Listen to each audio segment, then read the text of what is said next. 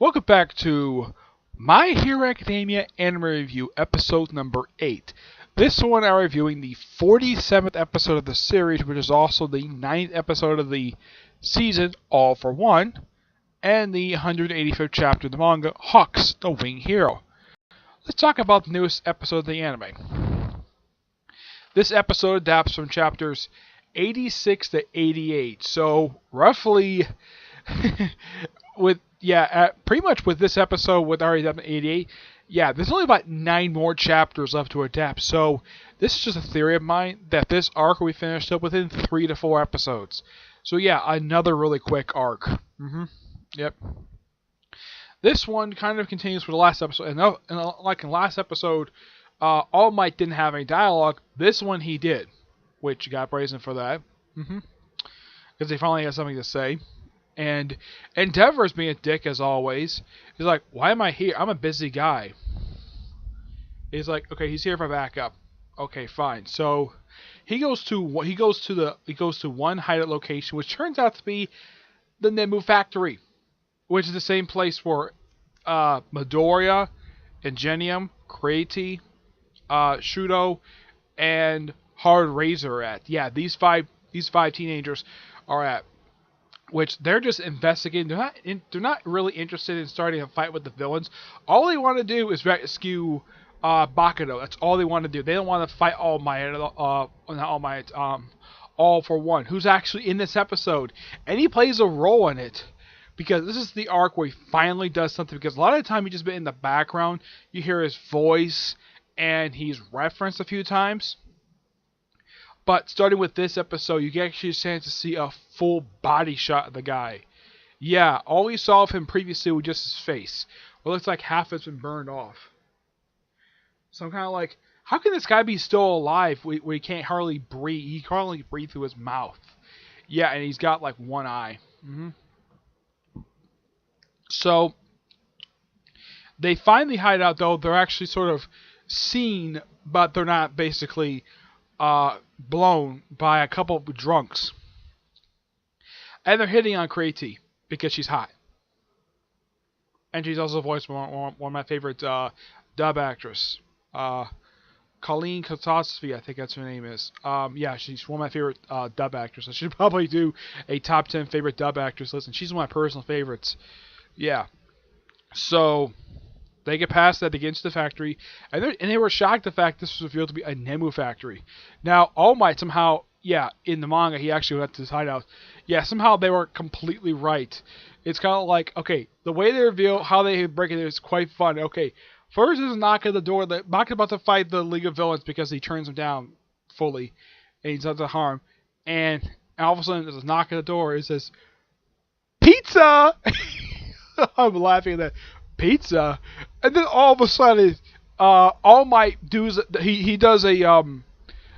Kool-Aid Man thing where it's like, "Oh yeah," just punches right through a wall. It's so hilarious. He comes in with Gran Torino and another hero who uses wood as a weapon. And just in an instant, he captures all the villains. Though Debbie is the one who looks like he got stitches, looks like he got patches in his face. Yeah, for some reason, he's not shown to be part of the group as part of capture. Everyone else is. And apparently, everybody's real names in here. And, of course, I'm calling him the K. Yeah. The K basically acting like a spoiled brat. He's like, oh yeah, and he's not doing this little thing where he scratches his neck. He doesn't do it in this episode. He has this very strange habit of scratching his neck a lot. To the point where it looks like there's actually scratch marks on his neck. Does he get nervous or something? As far as I know, it's never been revealed exactly why he scratches his neck frequently. And also, why does he wear the hand that covers up his face? Yeah, Bakuto in the previous episode knocked it off, and here he just picks it up, puts it right back on. Though there kind of is a reasoning for it, because, well, he kind of looks like an old... His face looks like a face of an old man. So that's the reason why he wears... So, yeah, his lips, like very sunken in... They look like they're like very swollen. Like, they kind of look like them age about 30 years. His eyes are pretty much the same way. And of course, he calls upon All for One for his power. And he's like, "You made the right decision." And then at the end of the episode, like, apparently Nemu starts showing up despite the fact that he got the warp guy. Apparently, this is one of All Might's abilities to do. He actually, not All Might, All for One of his abilities is to steal abilities. And apparently, he stole one of the Wild Pussycat's ability. Yeah, he stole her ability apparently to warp, kind of like warp stuff. So, and apparently took Bakuto as well. So he takes out Best Genius and Mount Lady, who actually at the Nemu hideout. Yeah, and the way Mount Lady just breaks into hideout is actually more ingenious than All Might punches through a wall. She picks up a truck and smashes it through a building. Though she can do this because she's giant-sized. Yep. And Best Genius referred to her as a rookie, which technically she is a rookie, though in the manga she just made the top. She actually made the top 100 at number 23. And apparently Best Genius' ability is to create string from his clothes. Okay, apparently that's his quirk. Even though, yes, he took out most of the Nemu no problem. Apparently, All for One was apparently at this hideout. Yeah, apparently he was here all along, which is bizarre. Yeah, so even though that the member of the Wild Pussycat who was taken in the last arc, she's recovered. She's still unconscious, but she's breathing. And apparently, All for One stole her ability. And all heroes there get virtually knocked out.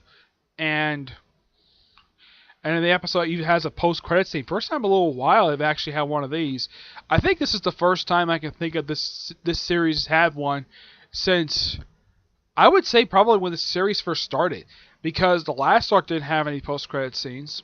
Not that I can think of, no. This is actually the first episode this season they've done that.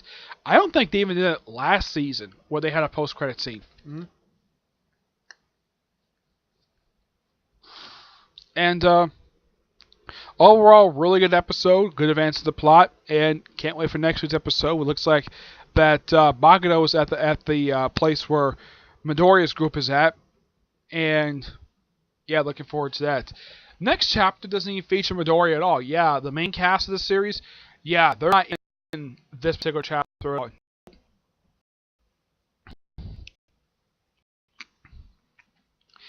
So, this mainly is focused on Endeavor.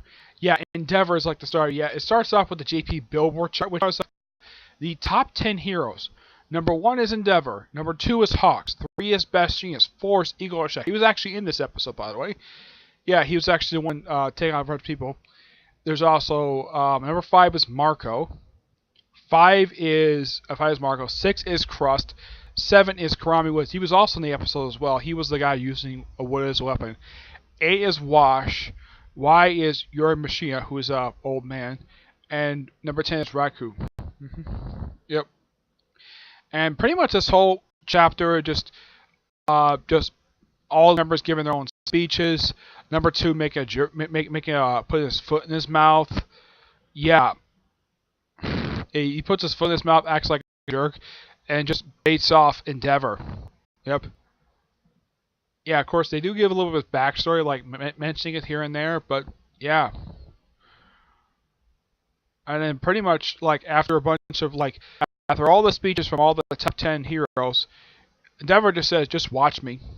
And, of course, Hawk decides to put his foot in mouth again, just baiting him, and Endeavor confronts him backstage, and talks about, yeah, they were just baiting him. And the reason why he did that is so he can ask the main question. He requests a team up. I mean, has unpleasant reports of I've been cropping up my hometown recently. Do you remember the Nemu? And that gets his attention. And then pretty much the chapter ends with a bunch of, looks like more Nemu,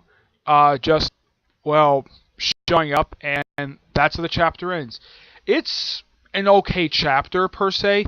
It's not like the last chapter with all those shocking reveals who's in the top 10. Here is just the next second. It's like, yeah, just speeches from the top 10 heroes. They're pretty interesting. Endeavor doesn't really give a speech, though. He just gives like one line, and that's it. And probably, even though the chapter is called Hawk the Winged Hero, the guy is a jerk. I mean, he's not as bad as at least Endeavor keeps his uh, jerkiness, and at least he keeps himself in line. Hawk is probably more of a jerk than he is, but Hawk requesting help from Endeavor to take on Nemu, that's a good thing to do because, well, here's kind of the thing about it. He's taken on Nemu before, so why not? It's the first time that Nemu's actually showed up in the actual series, probably in quite a while. Probably not since Hideout Raid. Since the Hideout Raid arc. So it's been a while. Alright, so I'm going to give this chapter roughly a 9 out of 10. It's an okay. I'm going to give this an 8 out of 10. It's an okay chapter. It doesn't feel like it advances the plot of the series further. It's just speeches, Endeavor getting ticked off at one hero, and then the hero asking for help. That's basically what is there. So that's it for this episode. Stay tuned for our Comic Corner, which I'm going to do right after this. And that will be episode number... Let me look here. That is episode number...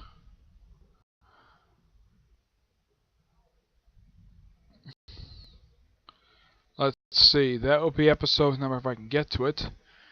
It will be 640 and double shot number 544, okay? But until I see you in that review, bye.